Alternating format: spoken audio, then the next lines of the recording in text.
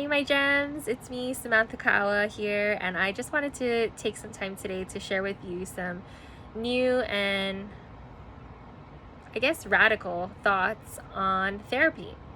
I am currently a licensed marriage and family therapist here in the state of Hawaii. I like to call myself a therapist turned coach because I really enjoy supporting people in living into their dreams and transforming their lives well beyond getting back to normal, getting back to basic, getting back to their baseline. I guess that would be a better terminology.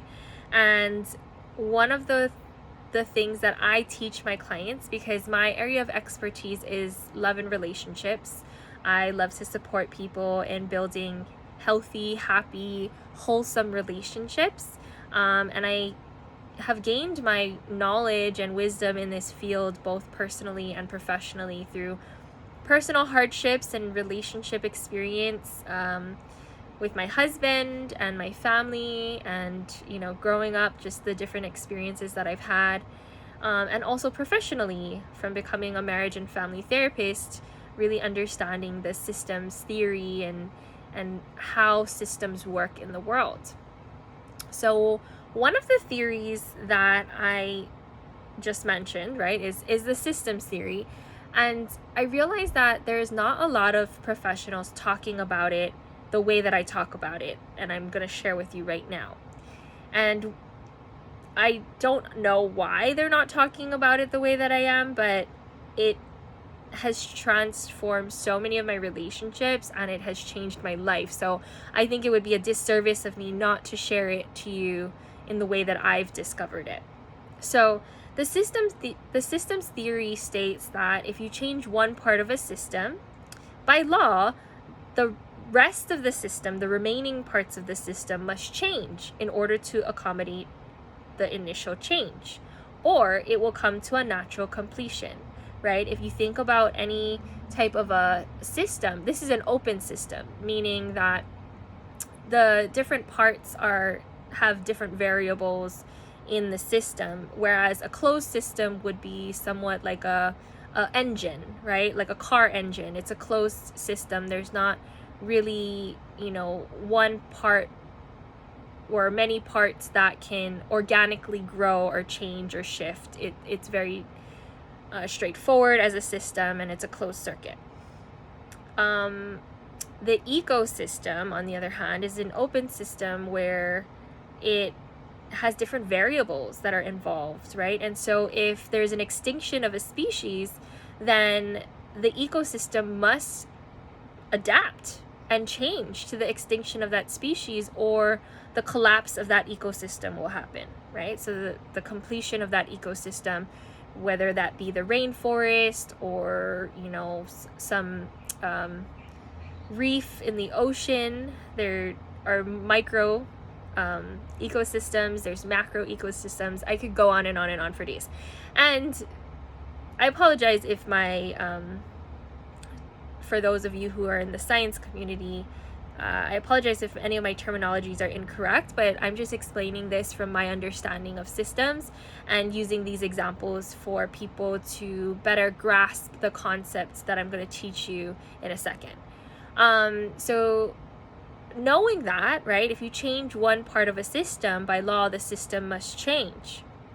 I applied that concept to my own marriage. I applied that concept to my relationships.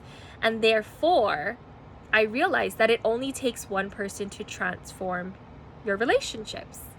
It technically doesn't have to take two, right? If you change in your nature and your viewpoints and your thought processes and your just energetic beingness, by law, your partner or the other person in the relationship with you, may it be your parent, your child, your sibling, your coworker, your boss, whoever it is, must either rise up to the occasion and accommodate your change and meet you where you're at, or the relationship will come to a completion, and that will feel very natural to the both of you. You just will know that you've outgrown one another or have grown apart, or are just ready to go on your separate ways, right? And that's what I love about this, is that whether the relationship evolves or it comes to a completion, you're no longer sitting in suffering, because suffering is in the point of contemplation. When you're wavering and you're on the fence, that's where you experience suffering. And I was just speaking to one of my mastermind groups today about the Buddhist concepts of suffering, and really clarifying that suffering comes from the attachment of desire of what you would love. So if you're continuously attached to an outcome that's not being produced, then and you're having other results, and you're not changing your behavior to create new results, you're going to be in suffering, right? So I like to help people to get out of that suffering and move into the next phase of life, may it be together or not, right? So that's the radical viewpoint. I'm going to leave you with that today, because I think that's enough for you to need to digest. But I want you to think about that it only takes one person to transform your relationships.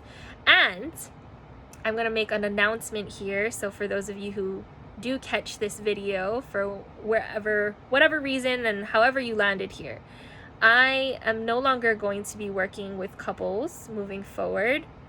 To be quite honest, I do still have one lingering couple that I work with in my private practice, because I love them so much, and I love working with them. They're already past the point of marital conflict, so we are just in this kind of maintenance phase. But I have realized that the transformation in relationships, I can help to create the most transformation by working with one person, with the change agent in the relationship.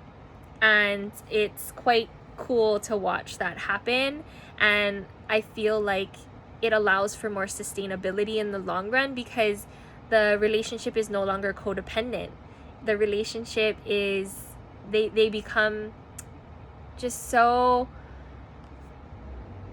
dependent on just themselves and their higher power and who they are, that they don't need one another to live and thrive, but they enjoy one another now, and they really appreciate and have gratitude for each other in the relationship. And that, I know it can happen by working with couples, but I'm going to take a firm stand in this, and I'm going to put my stake in the ground that I believe that working with the change agent in the relationship is the most effective way to transform relationships. All right, I think that's enough to either blow your mind or at least get your mind spinning and thinking today. But stay tuned for more disruptive content over the next few days or weeks, or however long I continue to do this. But I really want to help shift your mindset and create new norms here in the world. So I love you all, my gems. Stay tuned for more, and I hope to see you next time. Bye now.